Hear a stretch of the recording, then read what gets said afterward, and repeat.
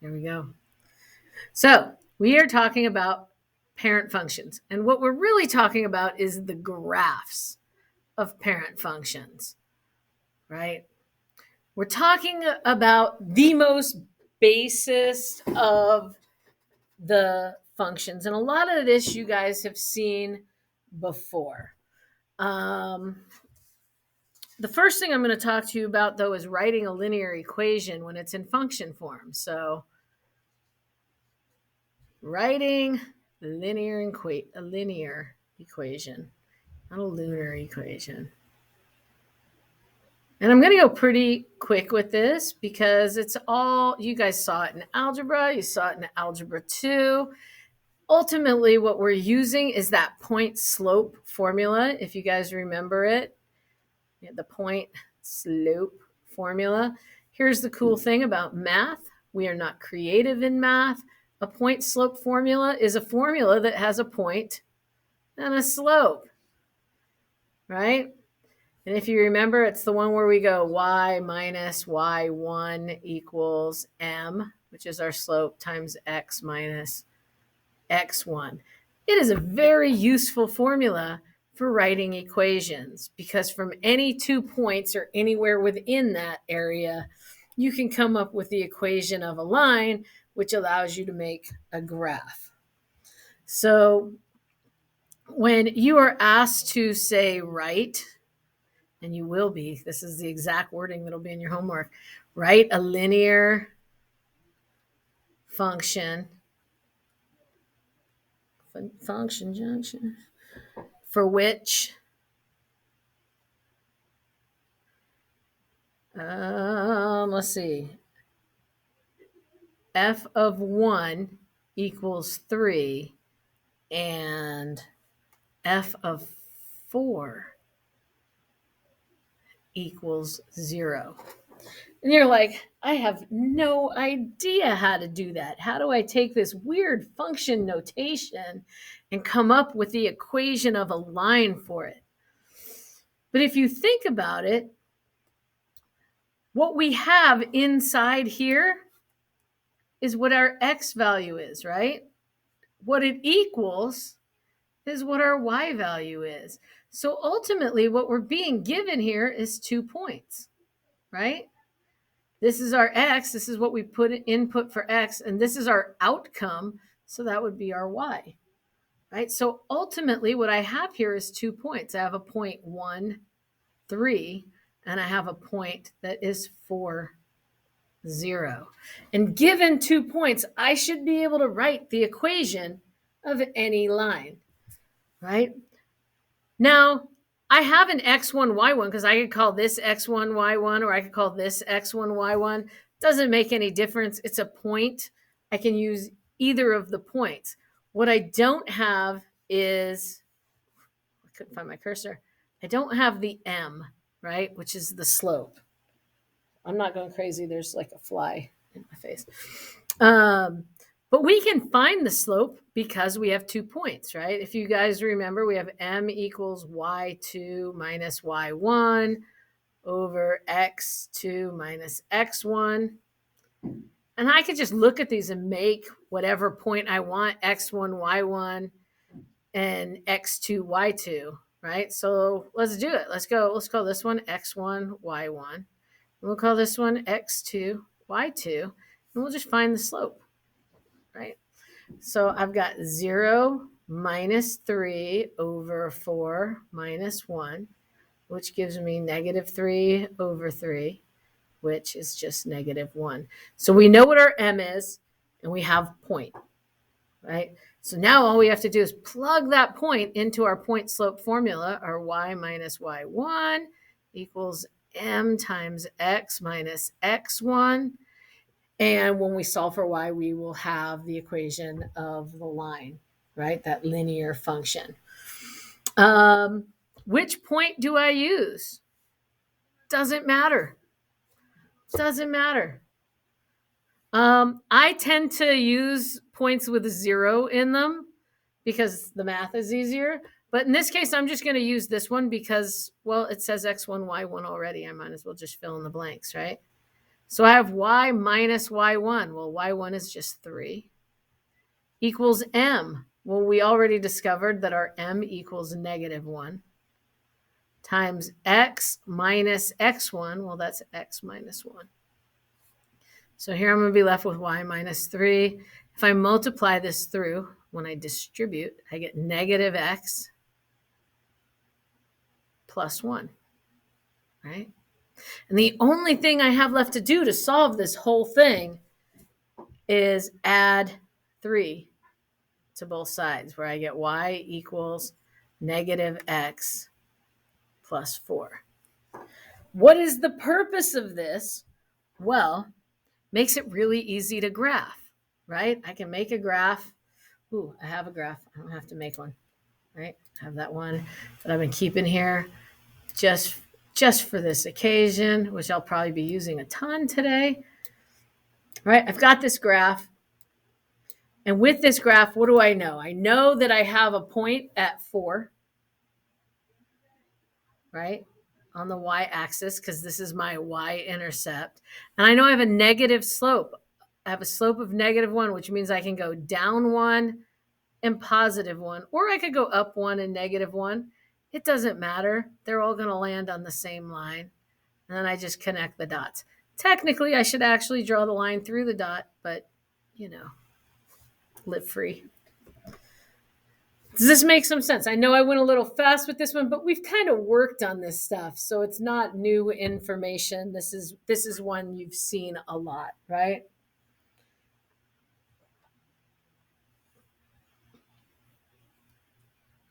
See, Moises, thank you.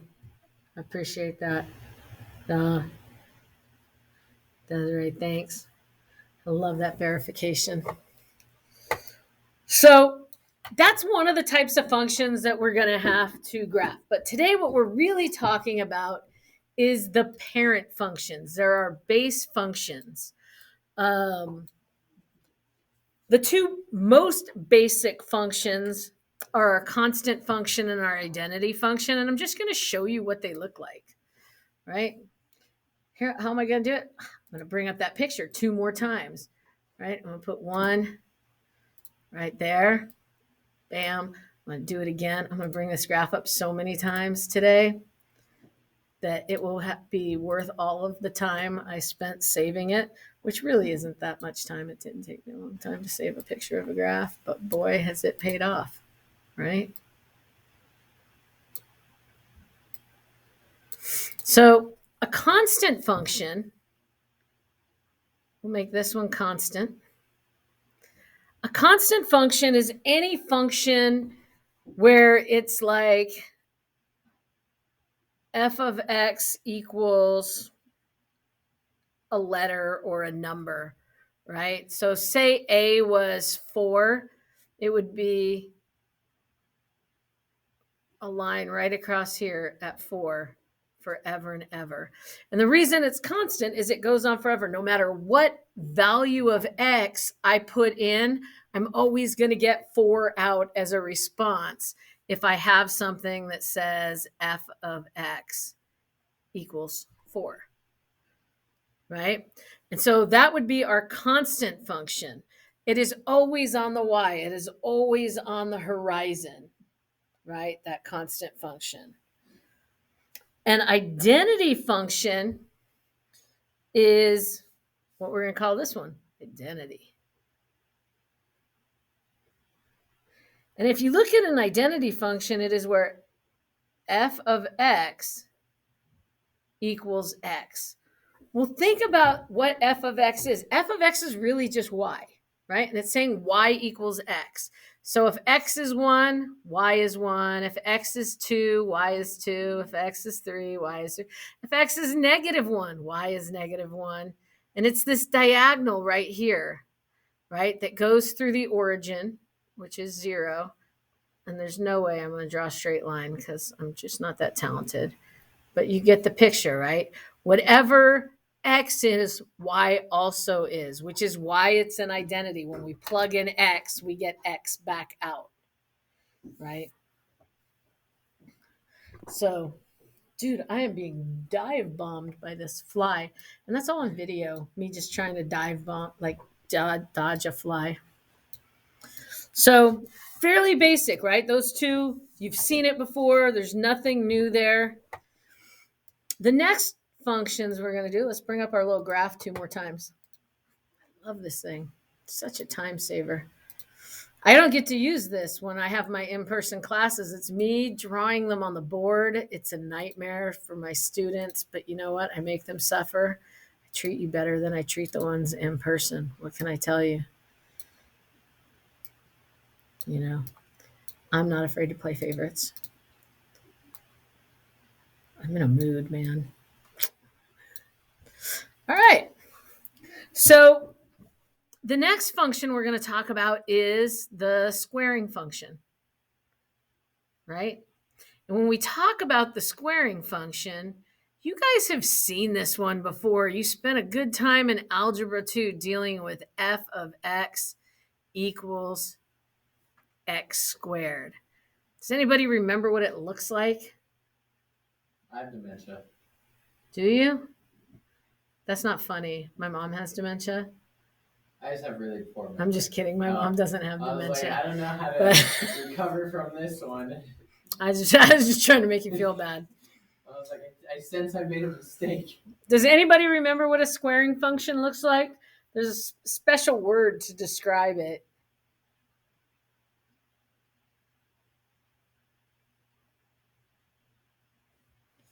It's okay. You don't have to. You don't have to remember.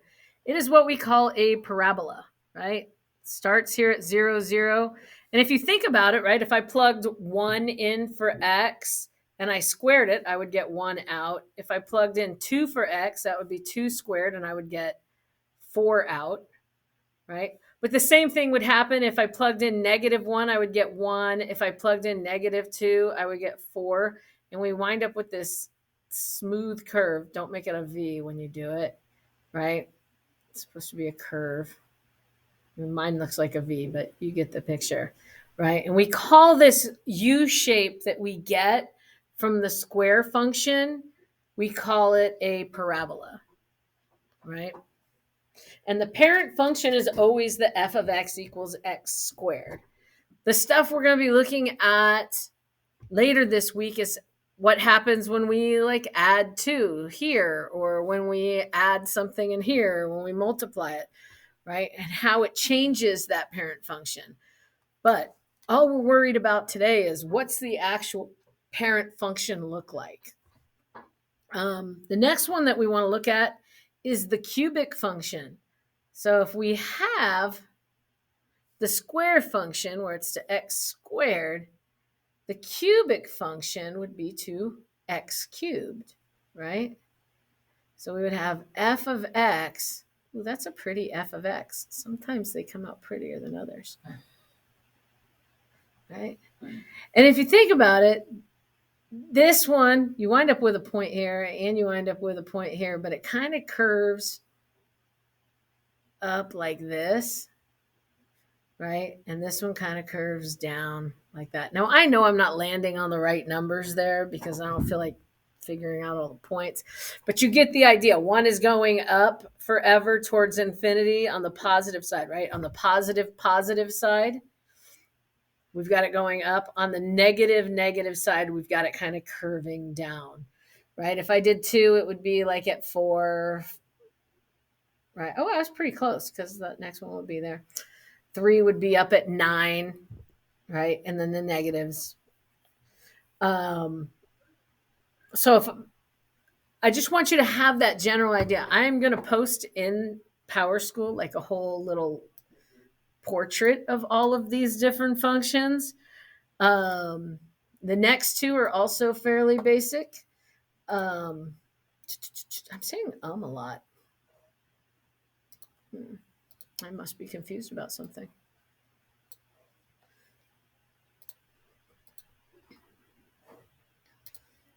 Not though. I'm not confused. I get this stuff. It took me years and years to get this stuff. Why? Because I was stupid in high school. Not really. It's not a very good high school student though. But I was a really good college student. So the next thing that we have is the square root function, right? So when we have f of x equals the square root of x. And if you think about that, if I put in 0 here, that's just a point at 0, 0. If I have 1 here, the square root of 1 is just 1. Well, 2 and 3 aren't perfect squares, so I'm going to ignore that for right now. I'm going to square root of 4, though, is just 2. Right? And you can kind of see how this line curves, right? The next one would be like the square root of 9 would be 3. So that would be like somewhere over in here. But not important. You just want to get that general trend of what that curve's always going to look like, right? It's going to kind of go like that. If it came off the curve, it would be like that. Notice there's nothing in any other section when we're talking about the square root, right? Everything is in the positive because you can't take the square root of a negative number, right? It would be imaginary. So we can get into that, but we're not going to get into that for the purpose of this, right? The last one is what we call the reciprocal function. The reciprocal, let's make that prettier. I'm writing it in the most beautiful thing to look at, mathematics, and I'm just making it ugly.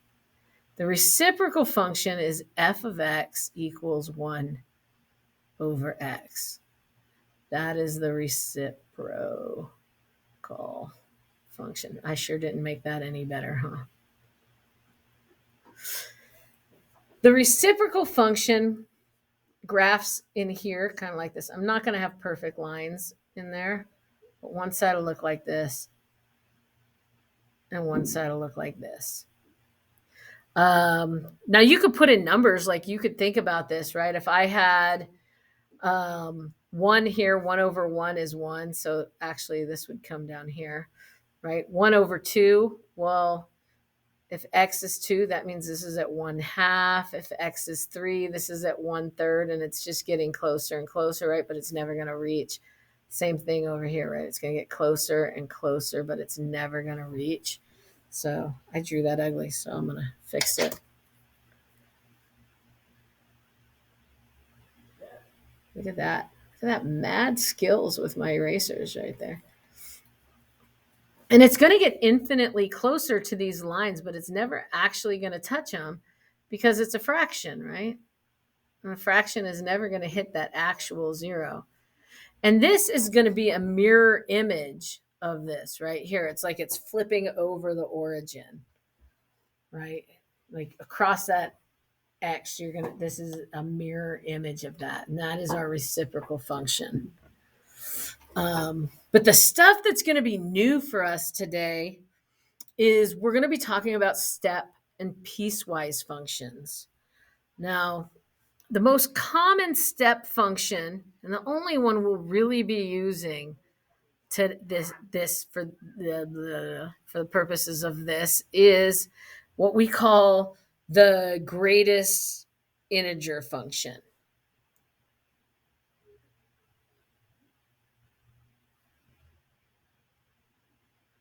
And this is probably the first time you'll have ever seen this. Chances are this will be the one big new piece of information for you. Now, what the greatest integer function is it says if we have f of x equals, this is like a line, an extra line in here, right? That symbolizes the greatest integer function. And it says that the greatest integer that this is going to equal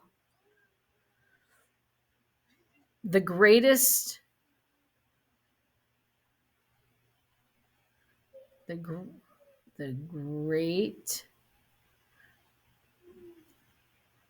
greatest integer, I can't spell today, less than or equal to x.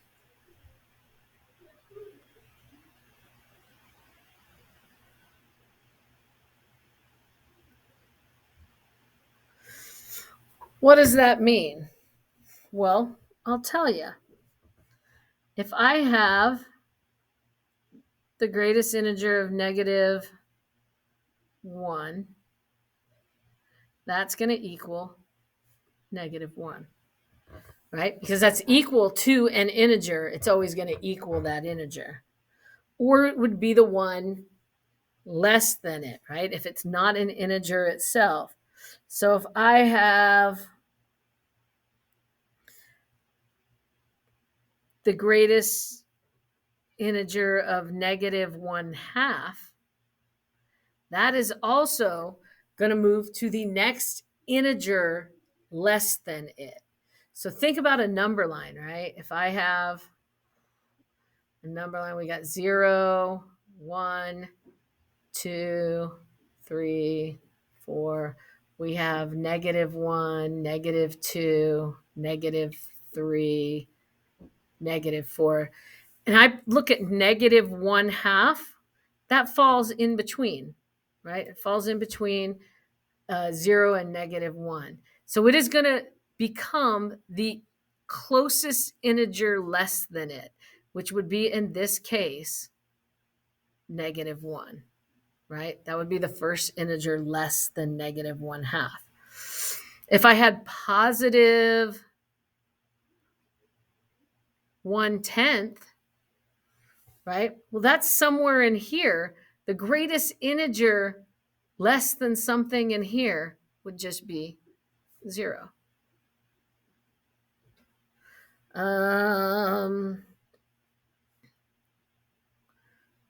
If I have, let's go 1.5. So that's 1.5, right? 1.5. So that falls between 1 and 2. And so this would just equal 1. Does that make some sense? It's not super difficult, but sometimes it takes a little time to be able to wrap your brain around what's going on. Right? Because it's not hard. You're just looking at, well, what's the closest integer that's less than it? 1.9, right? Still, that's falling between 1 and 2, right? So it's just going to be 1. So we're going to play with that a little bit, but I just want to make sure that you guys clearly get what I'm talking about. Like if I said, what is the greatest integer of 4.2, the greatest integer function, what would that equal?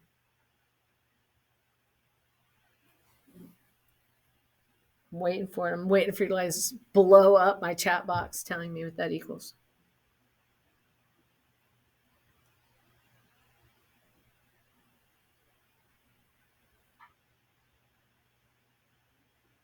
Yeah, right?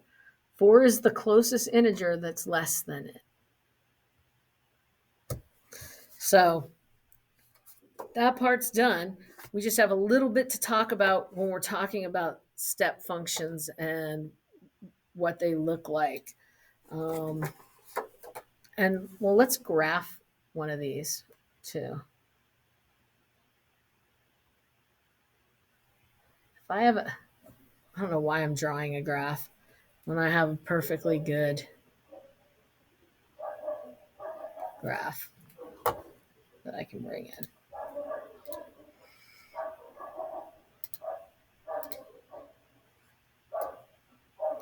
So if I have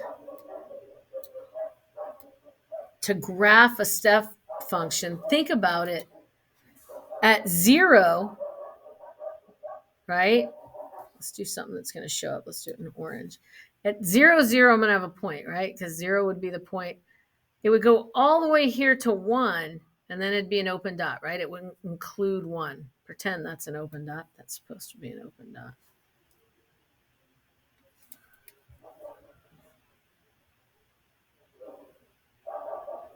Right? Then if I had 1, everything from 1 and including 1 all the way to 2, but not including 2, right? If x was 3 or anything up, if x was 2 and anything up to 3 but not including 3, right? If x was 3, it would be 3 for everything up to 4 but not including 4. Does that make sense? You can see why they call it a step function, right? Because it makes a step. So what if I had, we're going to do an example on this one just because it's new material. If I had f of x equals the greatest integer of x plus 1, and we want to know when x equals -1, when it equals 2, and when it equals 3/2. So if we do f of -1, we would have the greatest integer of -1 plus 1. And if we look at that, well, that's just -1 plus 1, which is 0, right? If I wanted to do f of 2, that would say, well, we've got that greatest integer of 2 plus 1. Well, that's going to be simply 2 plus 1, which is 3, right?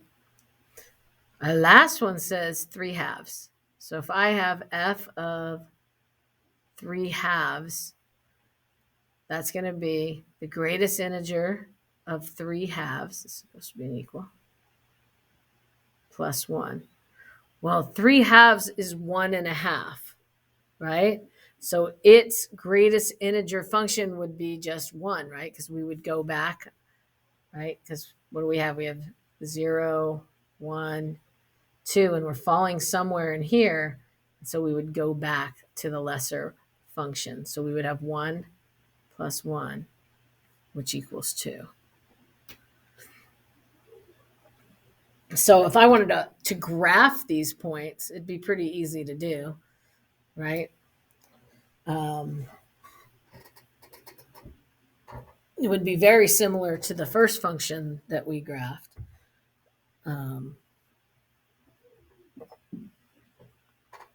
Right? We would just go from -1 all the way to 1.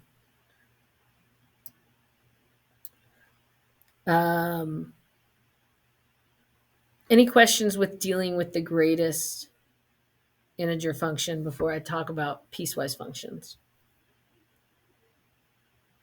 You guys think you can play with that a little bit? Sometimes you'll have to multiply it by something. Sometimes you'll be adding it to something. But you're just going to take whatever is in here, apply it till you figure out what your integer is, and then do the rest to it, right? Like we would, here this becomes 2, so it's 2 plus 1. Here this becomes 1, and it becomes 1 plus 1.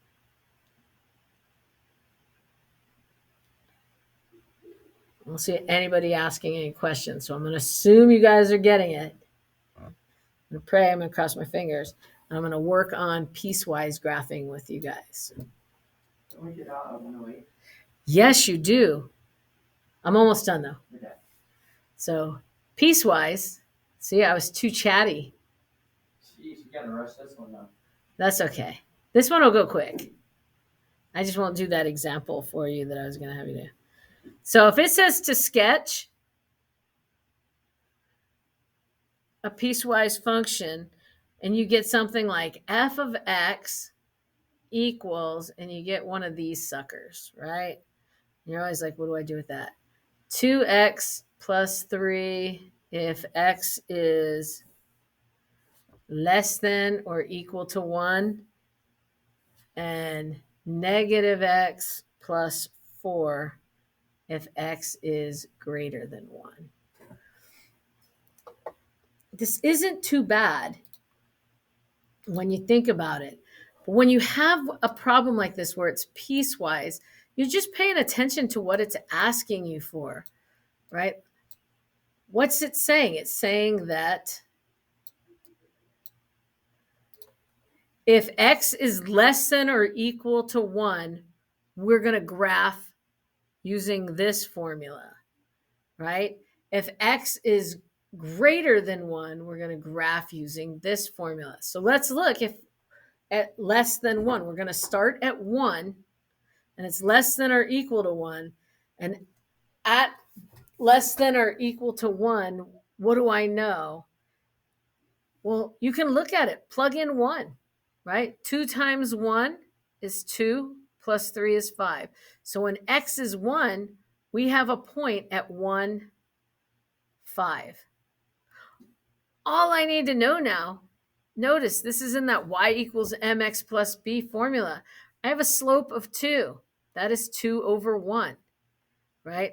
I'm going to take them both in the negative. I'm going to go down 1, negative 1. And I know that whenever x is greater than or less than or equal to 1, it's going to kind of go like that, right? When x is 1 or just greater than 1, we're going to use this formula. So here I'm going to plug in 1. Negative 1 plus 4. Well, negative 1 plus 4 just equals 3, right? So here at 3, I'm going to have an open dot because it can't actually equal 1. Right? Well, what happens when x is 2? Well, that's negative 2 plus 4. Well, what's negative 2 plus 4? It's just 2. Right? And you can see that it's going to go like that. And that's what we mean by piecewise function, right? Which piece you're using determines on the parameters that we have right here, right? Well, if x is less than or equal to 1, we're going to use this equation to graph it. If x is just greater than 1, we're going to use this equation to graph it. Notice I have 2 points that start at 1, but 1 isn't including it, right? Because this one can't be equal to 1. It just starts at 1. Does that make some sense? I had a sample one for you guys to do, but because we are running long on time, we only have 5 minutes left. I'd rather take your questions if you have any. Are there going to be 2 sets of homeworks? No. Just one this week? No, there's one for 1.6 and there'll be one for 1.7. Yeah. Okay. But I didn't break this down into 2 parts. I do have a thing that I am putting into your Power School that at least I thought I did. I don't know where I downloaded it to. Maybe I put it down in documents. There will be a thing with all of a picture with all of the parent functions on it so that you guys can kind of see how they look. So your last thing for me today is for everyone to make a comment into the Power School, into the chat box, even not Power School, just the chat box. Even if it's just to say goodbye to me, I'm going to use it as your attendance. So if you don't say something, you are absent. Swipe or no swiping. Have a good day, you guys.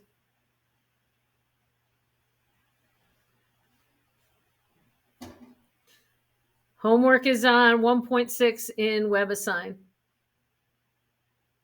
I getting kicked out of this class? Or may I excuse myself? You can excuse yourself. You got 3 more minutes, but you can excuse yourself. I can excuse myself? Bye, you guys. That's epic. That is. That right there is very nice. And just as I promised, or I didn't even promise, but I told you. Thank you, sir. I appreciate that. Well, no, just that one too, but I don't know where the hair is. I heard there was a fight today. Oh, yeah. Dorian. Yeah, I heard about that. There were blows. Huh. Really? An 8th grader. Whoever. With an 8th grader? Are you serious? Did you come in here to make coffee this morning, or was it in Gormson's? It must have been Gormson's. Yeah, because some kid said something stupid to him. Oh man, I left that in the video.